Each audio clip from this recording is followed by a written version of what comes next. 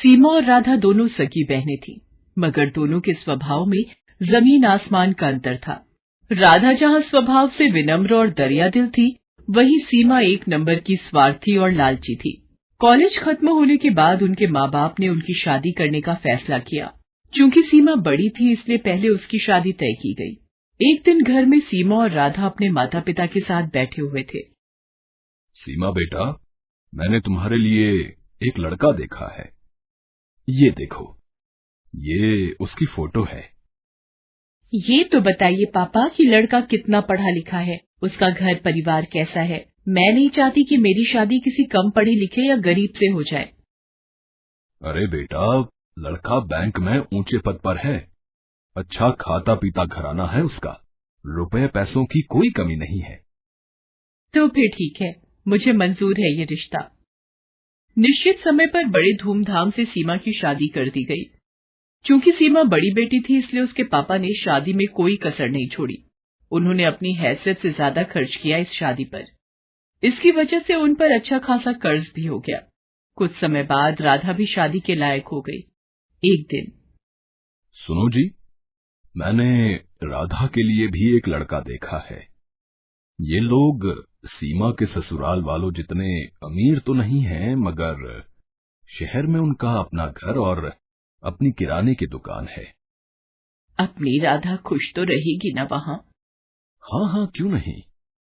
चाहता तो मैं भी था कि सीमा की तरह राधा की शादी भी बड़े धूमधाम से करूं, मगर पैसे की समस्या सामने खड़ी है।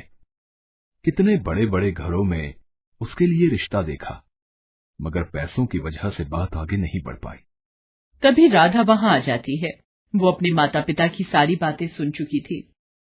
आप चिंता मत करो पापा, आपने जहाँ मेरा रिश्ता तय किया है, मैं वहीं खुश रहूंगी। मुझे तो बस आप लोगों का आशीर्वाद चाहिए। राधा की बातें सुनकर उसके पिता को थोड़ी शांति मिली। निश्चित समय पर बड़े ही सीधे साधे तरीके से राधा की भी शादी हो गई। राधा के ससुराल में केवल उसकी सास थी, जो अक्सर बीमार रहा करती थी। राधा ने आते ही घर की सारी जिम्मेदारी अपने सर ले ली, जिससे उसकी सास को बड़ी राहत मिली।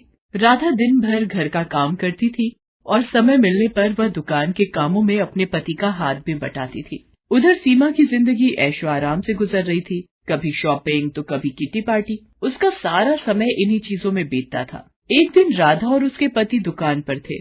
तभी वहाँ एक चमचमाती कार आकर रुकी। उसमें से सीमा और उसके पति निकले। सीमा के हाथ में मिठाई का डिब्बा था। दोनों दुकान में गए और सीमा राधा को मिठाई का डिब्बा देते हुए बोली, तेरे जीजा जी ने आज ही इस कार की डिलीवरी ली है। पूरे 20 लाख की कार है। मैंने सोचा ये खुशखबरी राधा को दी जाए। दरअसल सीमा राधा को जलाने के लिए अपनी कार दिखाने वहां आई थी, मगर भोली भाली राधा उसकी इस चाल को समझ नहीं पाई। मगर राधा का पति अनिल इन बातों को समझ गया। सीमा और उसके पति के जाने के बाद अनिल बोला, तुम्हारी बहन यहाँ खुशखबरी देने नहीं आई थी, बल्कि हमें जलाने के लिए यहाँ आई थी। वो जानती है ना कि हमारी हैसियत नहीं है ना कार खरीदने की, इसलिए अपनी नई कार दिखाकर हमें जलाना चाहती थी। नहीं जी, ऐसी कोई बात नहीं है। वो भला हमें क्यों जलाना चाहेगी? ऐसी ही बात है। उसे पता है ना कि मैं कभी कार नहीं खरीद सकता। मामूली दुकानदार जो हूँ, और उसका पति तो बैंक में बड़ा अफसर है ना। क्यों? किसने कहा कि तुम कभी कार नहीं खरीद सकते? तुम जरूर कार खरीदोगे। अरे सीमा का पति तो बैंक में नौकरी करता है। एक हिसाब से देखें तो वो बैंक का नौकर है। उसे बैंक के हिसाब से काम करना पड़ता है। मगर यहाँ तुम तो अपने मालिक हो, तो तुम जैसे चाहो अपनी मर्जी के मुताबिक काम कर सकते हो। अगर तुम ठान लो तो कुछ भी कर सकते हो। मैं हर कदम पर तुम्हारे साथ हूँ। देखना, थोड़ी ही दिनों में तुम एक कार क्या 10 कारों के मालिक बन जाओगे। उसने सारी चिंता छोड़कर जी तोड़ मेहनत करना शुरू किया। वो रोजाना सुबह 7 बजे दुकान खोलता था और देर रात 10 बजे तक दुकान पर ही रहता था। दोपहर के बाद राधा भी उसका हाथ बटाने दुकान पर आ जाती थी। राधा और अनिल दोनों ही स्वभाव से कोमल थे। ग्राहकों से बड़ी ही विनम्रता से बात करते थे।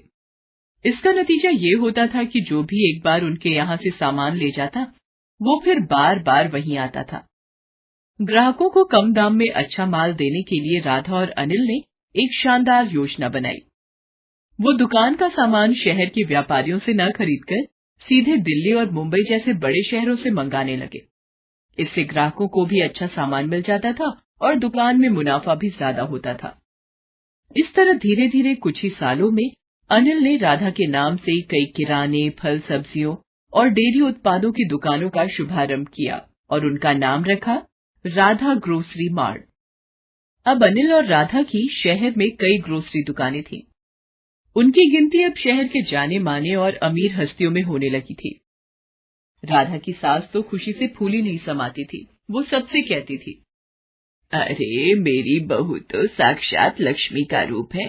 वो इस घर में आई और देखो घर को क्या से क्या बना दिया। साक्षात लक्ष्मी है मेरी बहू। मिट्टी को हाथ लगा दे तो सोना बन जाए। एक दिन अनिल नई कार लेकर घर आया। अरे फिर नई कार ले आए? मैं कुछ नहीं कर रहा। ये तो तुम्हारी बात ही सच हो रही है। कौन सी बात? अरे तुमने ही तो कहा था ना कि मैं 1 नहीं 10 कारों का मालिक बनूंगा। लो, उनमें से 7 तो आ गई, बस अब 3 और बची हैं। राधा खिलखिलाकर हंस दी। चलो इसी खुशी में तुम्हारी बहन के घर मिठाई दे आए। दोनों मिठाई लेकर सीमा के घर चले। कार से उतरकर दोनों उसके घर के अंदर पहुंचे। अंदर सीमा और उसके पति में लड़ाई चल रही थी। इस लड़ाई की धुन में उन्हें पता ही नहीं चला कि कब राधा और अनिल वहां आए। अरे मैं पूछती हूँ कि जरूरत क्या थी बैंक में पैसे गबन करने की? तुम्हारी जमानत करवाने में घर की सारी जमा पूंजी खर्च हो गई। पर से बैंक ने तुम्हें नौकरी से भी निकाल दिया है। घर में एक पैसा भी नहीं है। घर, गाड़ी सब गिरवी पड़े हैं। तुम्हारे एक गलत कदम ने सब मिट्टी में मिला दिया। मैंने क्या अपने लिए बैंक से पैसे गबन किए थे? ये सब तुम्हारी वजह से हुआ है। तुम्हें ही शौक चढ़ा था पार्टी करने का, शॉपिंग करने का। अब भुगतो। देखो जी, ताने मत मारो। कोई और लड़की होती तो अब तक तुम्हें ठेंगा दिखाकर अपने मायके चली गई होती। तो तुम भी चली जाओ ना, किसने रोका है तुम्हें? जानते हो ना कि मेरे मायके की हालत खराब है, इसीलिए शेर बन रहे हो। अभी वो लोग झगड़ ही रहे थे कि उनकी नजर अनिल और राधा पर पड़ती है। सीमा रोते हुए राधा से लिपट जाती है। अरे आप लोग यहाँ, मैं आपको कुछ कहने की जरूरत नहीं है, हम लोग सब जान चुके हैं। मैंने सुना है इस महीने आप एक नई ग्रोसरी स्टोर खोलने वाले हो। अगर वहां का मैनेजर आप मुझे बना दें तो बड़ी कृपा होगी। हमारे घर की हालत तो आप देख ही रहे हैं, आपसे कुछ छुपा हुआ नहीं है। अनिल और राधा ने एक बार एक दूसरे की ओर देखा और फिर सीमा के पति को हाँ बोल दिया। अब सीमा का सारा घमंड चूर चूर हो गया था। एक समय में जिसे वो अपने दौलत की झूठी शान दिखाकर जलाना चाहती थी, आज वो उसी के रहमो करम पर थी। उसे एहसास हो गया था कि दौलत पर कभी घमंड नहीं करना चाहिए। प्रीति की बुआ शोभा दिल्ली में रहती थी। प्रीति के पिता धनराज चाहते थे कि प्रीति अपने कॉलेज की पढ़ाई शहर में अपनी बुआ के घर रहकर ही पूरी करे। प्रीति, तुम्हारी बुआ ने सोनिया के कॉलेज में बात कर ली है। तुम अपना सारा सामान पैक कर लो, कल सुबह की तुम्हारी बस है। प्रीति, शोभा दीदी बहुत अच्छे स्वभाव की हैं, वो तुम्हारा पूरा ध्यान रखेंगी। अगले दिन प्रीति अपनी बुआ के घर दिल्ली आ जाती है। सोनिया शोभा से कहती है, मम्मी आपको मेरा ही कॉलेज मिला था इस गांव की गवार के एडमिशन के लिए। सोनिया धीरे बोलो, प्रीति बाहर ही है और वो तुम्हारे मामा जी की बेटी है। भूलो मत, तुम्हारी माँ भी एक गांव से ही शादी करके शहर आई थी। मम्मी आप जो भी बोलो पर मुझे इस गांव वाली से दूर ही रखना, वरना मेरा स्टेटस भी खराब हो जाएगा। पता नहीं, लग रहा है इसके आने से घर में गोबर जैसी बदबू आ रही है। मैं जरा नहा कर आती हूँ। प्रीति सोनिया के कमरे से आती आवाजों को सुन तो रही थी, पर अपनी बुआ के निर्मल स्वभाव के कारण वो उस वक्त चुप रही। अगले दिन प्रीति कॉलेज जाने के लिए तैयार होती है। तुम ये देसी सलवार कमीज में कॉलेज जाओगी? पर गांव में तो मैं यही सलवार सूट ही पहनती हूँ और मैं यही लेकर आई हूँ। नहीं नहीं प्रीति, ये अच्छा है जो भी तुमने पहना है। सोनिया को तो फिजूल में मजाक करने की आदत है। वैसे मैंने ड्राइवर को बोल दिया है, तुम सोनिया के साथ ही कॉलेज चली जाओ। सोनिया, प्रीति का कॉलेज में पहला दिन है, इसका ख्याल रखना। सोनिया मुंह बनाती हुई गाड़ी में जाकर बैठ जाती है। प्रीति भी उसके साथ चुपचाप गाड़ी में बैठ जाती है। पूरे रास्ते प्रीति सोनिया से बात करने की कोशिश कर रही थी, पर सोनिया बार बार अपने मेकअप में और अपनी सेल्फी लेने में ही व्यस्त रही। सोनिया कॉलेज आने से थोड़ी देर पहले ही ड्राइवर को गाड़ी रोकने के लिए कहती है, ड्राइवर गाड़ी रोको, प्रीति गाड़ी से नीचे उतरो। पर सोनिया मैडम, आपका कॉलेज तो अभी थोड़ा आगे है। ड्राइवर, तुमसे जितना कहा जा रहा है उतना सुना करो। और प्रीति, तुम यहाँ से कॉलेज अकेले जाओगी पैदल। मैं नहीं चाहती कि मेरी फ्रेंड्स तुम जैसी गांव की गवार को मेरे साथ गाड़ी से उतरते हुए देखें। सोनिया प्रीति को गाड़ी से उतार देती है और गाड़ी आगे चली जाती है। प्रीति अकेली सड़क पर पैदल ही कॉलेज तक पहुंचती है। वो सोनिया के पास जाती है। सोनिया, सोनिया सुनो तो। सोनिया, वो सलवार कमीज वाली लड़की तुम्हें आवाज दे रही है। पायल, तू कैंटीन में मेरा वेट कर, मैं थोड़ी देर में आती हूँ। क्या बात है प्रीति, मैंने तुमसे कहा था मेरे से कॉलेज में दूर रहना, पर तुम सबके सामने इतनी तेज आवाज लगाकर क्यों बुला रही हो? सोनिया, मैं यहाँ पर किसी को भी नहीं जानती हूँ, इसीलिए तुम्हें बुला रही थी। क्या तुम मुझे सबसे मिलवा सकती हो? आज इसका सबसे मिलने का किस्सा ही खत्म कर देती हूँ। चला कैंटीन में, सबसे तेरी पहचान करवाती हूँ। सोनिया प्रीति को कॉलेज की कैंटीन में ले जाती है। फ्रेंड्स, इससे मिलिए, ये है गांव से आई हुई एक बहुत ही सुशील लड़की प्रीति। ये आप सबके साथ पहचान करने आई है। अच्छा, आओ प्रीति, हमारे साथ बैठो। प्रीति जैसे ही कुर्सी पर बैठने लगती है, सोनिया कुर्सी खींच लेती है। प्रीति जमीन पर गिर जाती है।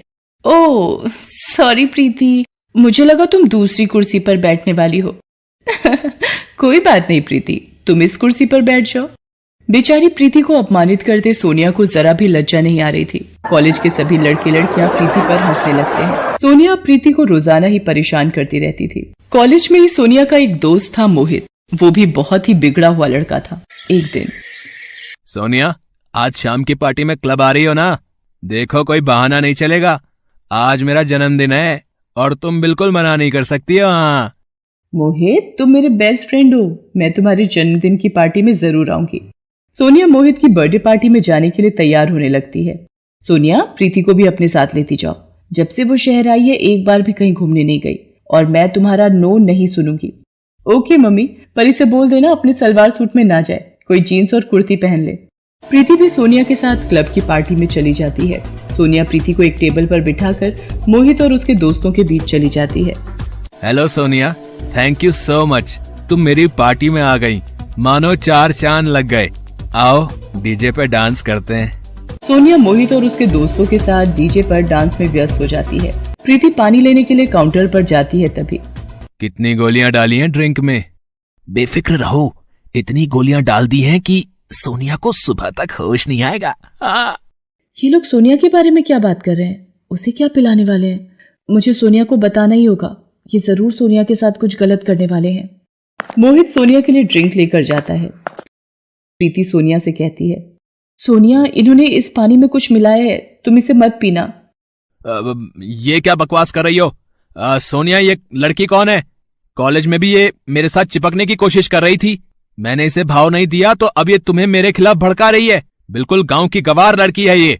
तुम इसे मेरे बर्थडे की पार्टी में ले आई हो और ये सारा मजा किरकिरा कर रही है। मेरे से बहुत बड़ी गलती हो गई जो मैं तुम्हें अपने साथ इस पार्टी में ले आई। अभी के अभी ऑटो करो और यहाँ से रफा दफा हो जाओ। इस पार्टी में मुझे तुम्हारी शक्ल ना दिख जाए।